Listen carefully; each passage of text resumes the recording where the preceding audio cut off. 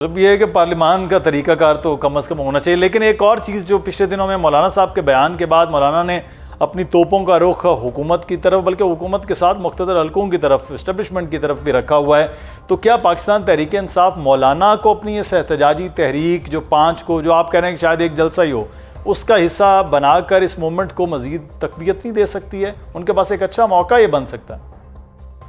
नहीं, मैं नहीं समझता। मेरा ख्याल में मौलाना और पाकिस्तान तहरीक इंसाफ का जो है ना वो आपस में पैचअप नहीं हो सकता, क्योंकि दोनों का वोट बैंक जो है ना बिल्कुल मुख्तलिफ है और वो एक दूसरे को बर्दाश्त करने के लिए तैयार नहीं है। खुल के जो बात की जाए, आप मुझे 1 मिनट के लिए चले अज्यूम कर लेना कि यहाँ पे पाकिस्तान तहरीक इंसाफ के जलसे के अंदर जो है वो गाने चल रहे हो और वहां पे मौलाना के जो है वो जो डंडा बरदार फोर्स है वो खड़ी है वहां पे। आप ये सीन इमेजिन कर सकते हैं? कभी हो सकता है इस तरह? और दूसरी बात ये कि जो हल्का इंतखाब है वो भी एक है, वहां पे भी क्लैश है आपस में।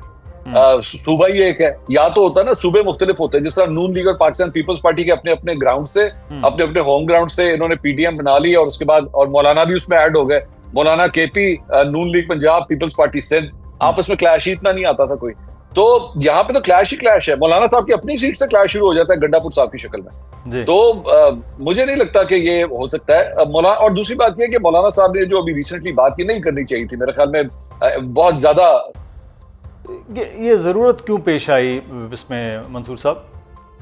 अच्छा, मौलाना साहब वैसे इस बयान के ऊपर जितना रिएक्शन हो रहा है ना, मेरे लिए ये हैरानकुन बात इस पॉइंट ऑफ व्यू से कि ऐसे ही चंद बयानात मौलाना साहब पिछले साल 1.5 साल में और भी दे चुके हैं। ये सिर्फ एक बयान नहीं, अगर आप हिस्ट्री उठा के देखें, आप अपने रिसर्चर को कहें ना, तो वो आपको और भी ऐसे बयानात निकाल के दिखाएंगे। लेकिन मेरा ख्याल में मौलाना साहब डिलिबरेटली ये करते हैं just to actually show his place कि जी देखें, मैं पॉलिटिकल सीन में एक्टिव हूं, मैं भी हूं।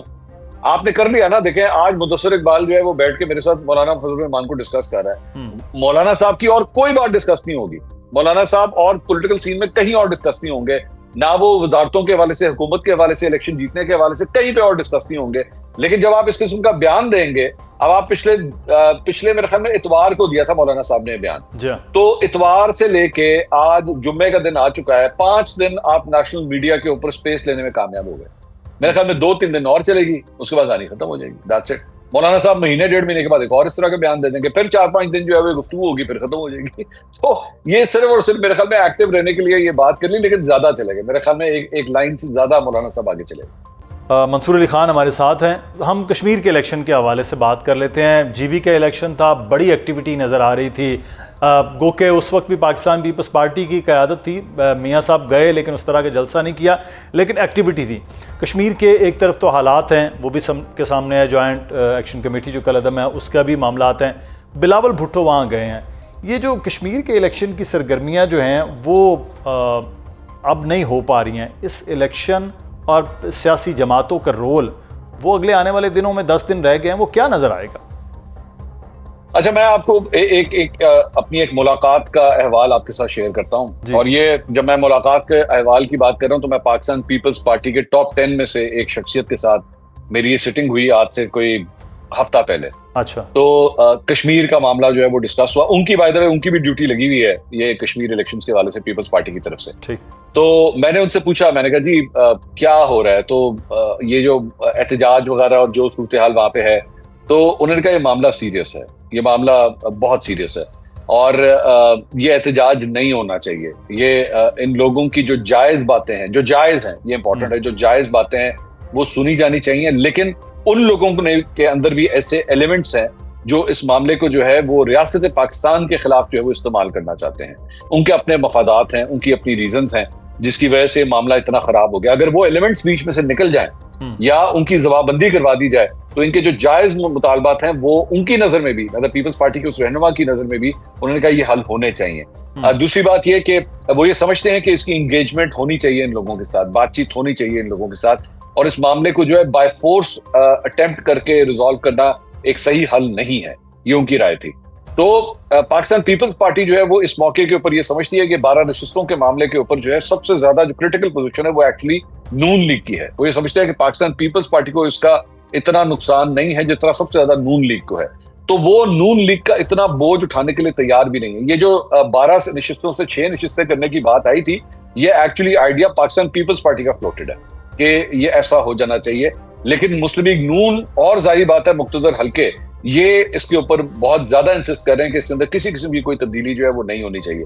लेकिन मामला मेरा ख्याल में आजाद कश्मीर के अंदर कम से कम जो मुझे रिपोर्ट्स आई हैं मुख्तलिफ शहरों से, वो मामला काफी सीरियस है और लोगों का जो लैक ऑफ इंटरेस्ट है या जो पॉलिटिकल कैंपेनिंग आपको जिस तरह जीबी में नजर आई थी और बड़ी एक्टिव, क्योंकि कुदरती तौर पे ये कोइंसिडेंटली हुआ था कि उस इलेक्शन से हफ्ता पहले मैं खुद जीबी में ही गया था, मैं छुट्टियां मनाने के लिए गया था, तो मैंने सारी वो एक्टिविटी खुद अपनी आंखों से देखी थी। ऐसी कोई सूरत हाल इस वक्त आपको कश्मीर में नजर नहीं आ रही। तो जो इलेक्शन है, फिर आप इलेक्शन के मामलात और बल्कि पाकिस्तान मुस्लिम लीग नून की जानिब से तो ये कहा गया कि वो 19 नशिस्तें जीत लेंगे, फिर वो कायरा साहब ने तो कहा था आप तो हुकूमत में तो आप तो 33 नशिस्तें भी जीत सकते हैं।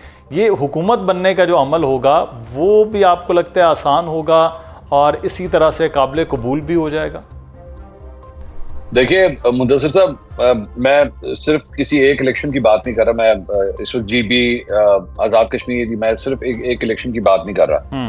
अब लेकिन जब रेस लगती है ना सर, जब 8 बंदे एक रेस के अंदर खड़े होते हैं तो 3 बंदे जो होते हैं ना वो मेडल सेरेमनी के अंदर जाके खड़े होते हैं, गोल्ड, सिल्वर और ब्रॉन्ज, ठीक है। वहां पे वो जो बाकी जो उन 8 में से 5 होते हैं ना, उनमें से किसी एक को मेडल सेरेमनी खत्म होने के बाद ऐनी कोई मेडल पहना दिया जाए ना, ये तू ब्रॉन्ज पहन ले, ये तू सिल्वर पहन ले, चल बेटा तू बहुत अच्छा लग रहा है तू गोल्ड पहन ले, उसकी कोई क्रेडिबिलिटी नहीं होती, कोई क्रेडिबिलिटी नहीं होती, उसकी कोई वक़्त नहीं होती। वैसे मैं आपको वैसे एक बात बताऊं, ये जो मेडल्स अक्सर पहनाए जाते हैं ना, ये कोई ज्यादा महंगे नहीं होते। एक तो ये वो कहते हैं हम गोल्ड के हैं, लेकिन होता ये 500-600 रुपए का ही है, इससे ज्यादा महंगा नहीं होता। लेकिन उसकी जो वक़्त है ना, उसकी जो क्रेडिबिलिटी है वो उसकी वैल्यू कोई नहीं है, क्योंकि वो जीते हुए शख्स को पहनाई जाती है। अनफॉर्चुनेटली पाकिस्तान के जमहूरी निजाम के अंदर जो है ना, उस मेडल की, उस विनर के मेडल की जो क्रेडिबिलिटी है, उसकी जो इंपॉर्टेंस है, वो बहुत खत्म हो चुकी है।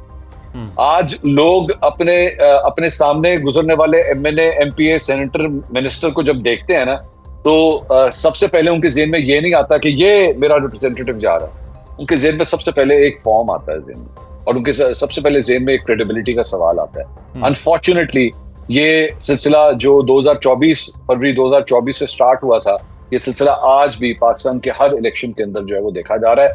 और अनफॉर्चुनेटली पाकिस्तान की जो हुक्मरान जमात है, उससे शायद अब फर्क भी नहीं पड़ता, उससे क्रेडिबिलिटी का कोई फर्क भी नहीं पड़ता कि आप उसके बारे में क्या सोचते हैं। वो इतने माउफ हो चुके हैं इस सारी चीज से कि वो कहते हैं आप जो मर्जी उंगलियां उठाते रहें, यही निजाम है, इसी निजाम के जरिए आप करते रहें, क्रेडिबिलिटी पे जो आपने सवाल करने हैं। ये जो झंडे वाली गाड़ी है ना, इसमें मैं ही बैठूंगा, आपका कोई राइट नहीं इसमें बैठने। सही। अच्छा मंसूर साहब, ये तो आपकी राय जो है, बहरहाल वो कहाँ, मैं इस पे पार्लियामेंटेरियन से ज़रूर बात होगी आपके, जब भी ये बात होती है कि अब वो कहते हैं कि सियासत जो है वो अब वैसी नहीं रही,